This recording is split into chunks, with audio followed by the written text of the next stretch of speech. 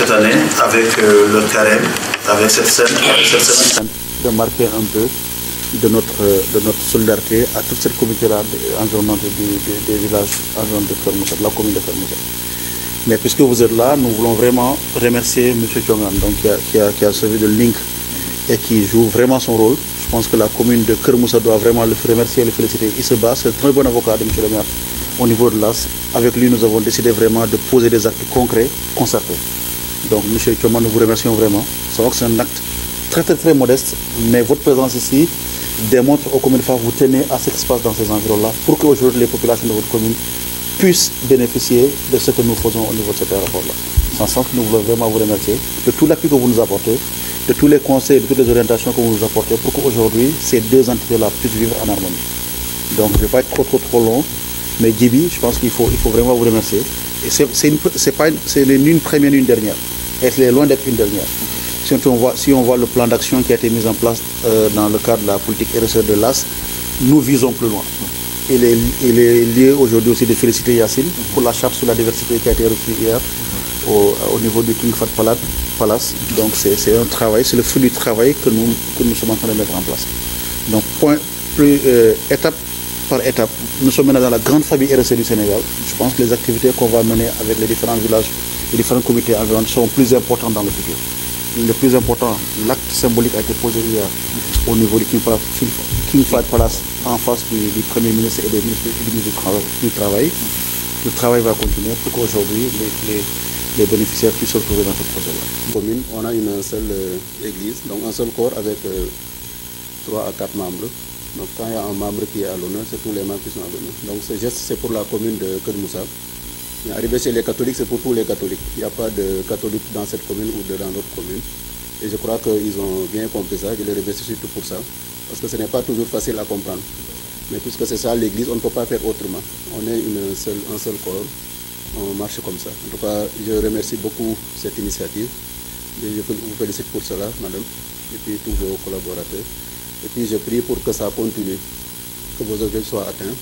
Et que chacun se retrouve là-dedans. Comme vous l'avez si bien. En tout cas, un grand merci à tous.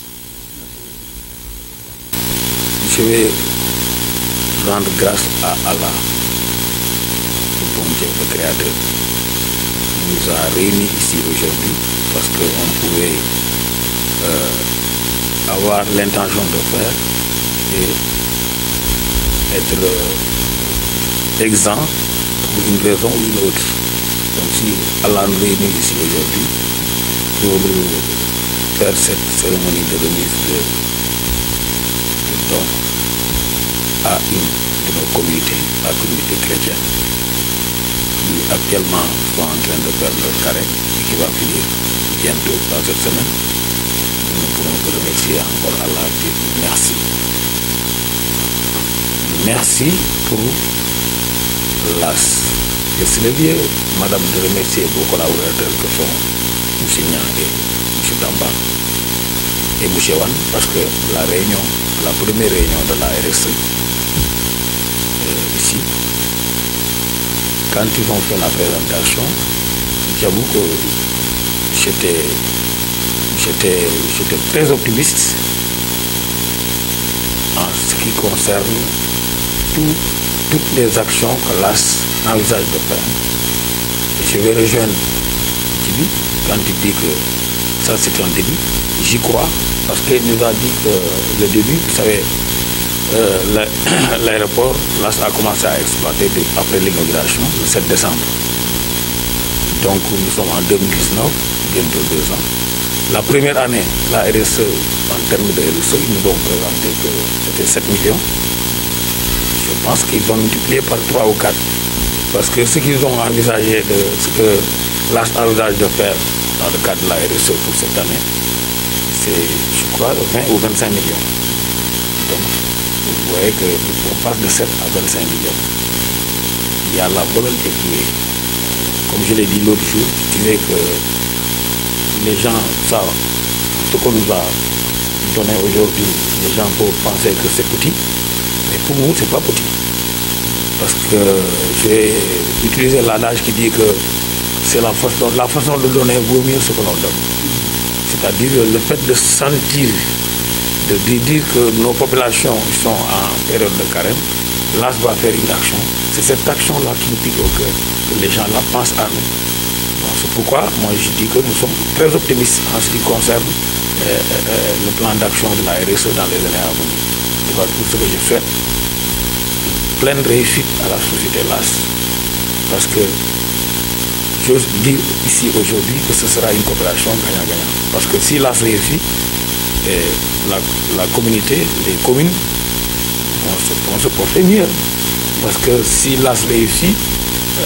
le budget va augmenter, les populations vont se sentir dedans. lu ñu fi def du ñun xool ñu ko di ndimbal c'est que dañuy ànd ak ñi nga xam te ne ñoo di suñu mbokk catholique yi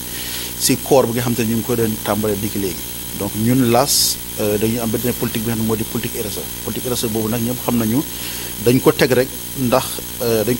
dimbal ñi nga xam te ne ñoo nekk si diwaan bi loolu nag mairie yi dañ ci bokk tey mënuñu def dara te liggéeyuñu ak mairie Kër Moussa ak yeneen mairie yu ci nekk mairie Kër Moussa bu ñu tàmbalee liggéey ba tey dañu nekk suñu wet duñuy xelal duñuy dalal duñuy rassurer si liggéey bi xam ne ñu koy def moo tax it RSE bi bu ñu ko tegee ba tey dañu yaakaar ne tey si li nga xam te ne moo di weeru kooro catholique yi war nañu indi ñun suñu participation si li nga xam te ne moo di koor googule moo tax ki jox leen suukar jox leen tamit li nga xam te ne moo di gerte comme ça gerte tigadege pour defal li nga xam te ne moo di ngalax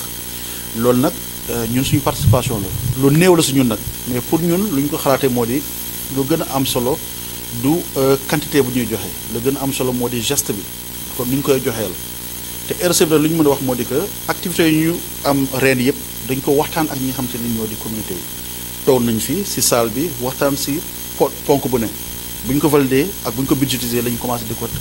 ko wéyal. ñii nga xam ne ñoo moom bés bi tey te ñoo aye ku aye wal sa moome du yéen dong lañu koy defal peuple bi yëpp lañu koy defal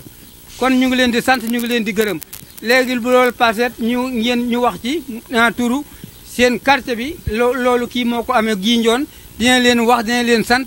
bu ko defee yéen ngeen doolee góorgóorlu xam ne am ngeen lu jafeñ am ngeen kilifa gu mat kilifa te fàttewul kenn du lekk bàyyi kenn jërëjëf loolu laa ci doon wax. communauté bi nga xam ne ñun ci la ñu bokk dafa nekk Saint-Benoît ak Kër Moussa ba Kër Gilaay ba feneen kon bu ko defee bu fekkee ne yàlla nattoo na la nga jiite lu mel noonu du nekk lu yomb ci wàllu doxalin ci wàllu nekkin ak nit ñi kon moom tey bu fekkee ne Momar cërale na ko li mu ko cërale ba mu nekk tey délégué de quartier boobu loolu monsieur le maire dañ la ciy gërëm bu baax di la ci sant bu baax aussi parce que tànn nga ki nga war a tànn te xam naa ne juumoo ci tànneef boobu aussi parce que aussi politique xëy na dëgg la moom ci la ñuy yëngatu ci la ñu ne mais yow sa gis-gis romb na loolu parce que organisation boobu am ci biir commune bi lu rafet la lu baax la parce que dina tax tey nga am ay interlocuteurs yoo xam ne dañu la permettre lépp loo soxla ci biir commune bi mu gën a yomb ba ci façon bii tax tey ñu tase fii parce que li tax ñu tase fii tey jii c'est pas pour la première fois aussi parce que yow gis nañu depuis nga nekk fi ba léegi muy ci korité musulman wala korité catholique yi toujours sa taxawaay da ciy mët bon bu ko defee loolu aussi dañ da ciy sant di la ci gërëm parce que tey mënoon am comme ni ko kii waxee Mamadou Diagne waxee léegi am nañu la fi jiitu ñun ñu nekkoon ci dëkk bi ak ñoom nit nga li nga gis rek nga mën a seede te yàlla rek a tax nag ñuy wax li ñuy wax parce que xëy na bokkuñu ay jëmukaay mais ku def lu baax nga ne def nga lu baax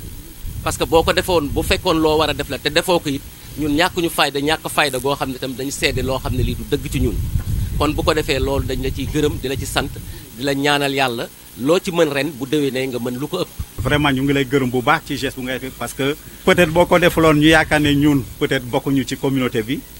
comme li ko gi waxee peut-être am na ñoo xam ne ñoo la jiitu fii peut-être que vraiment on n'a pas senti ci ñoom lu nga def tey lu ngay def actuellement donc ñu ngi la ñaanal vraiment yàlla jàppale la pour lu ngay def nga mun ko def et aussi au niveau de votre équipe vraiment ngeen am déggoo boo xam ne di ngeen mun a régler problème communauté bi. cër bu nekk ci jàmm yaram bi yëpp moo nekk ci jàmm boo amee benn cër bu nekkul ci jàmm yaram bi lépp moo koy yëg moo tax bu ñuy sargal communauté wu Kër Moussa tey ak Saint-Benoît église bu kii bi yëpp Saint-François yëpp la ñuy sargal li ñuy jox nii dañ ko mairie Kër Moussa moo ko joxe wante pour église bi yépp la loolu la jàngu bi xam loolu la ñuy def itam amul xaaj ak seen benn yaram la ak cër yu bari ñu ngi gërëm monsieur le maire ci li mu def di dolli ñaan ndax yàlla yokk ko jàppale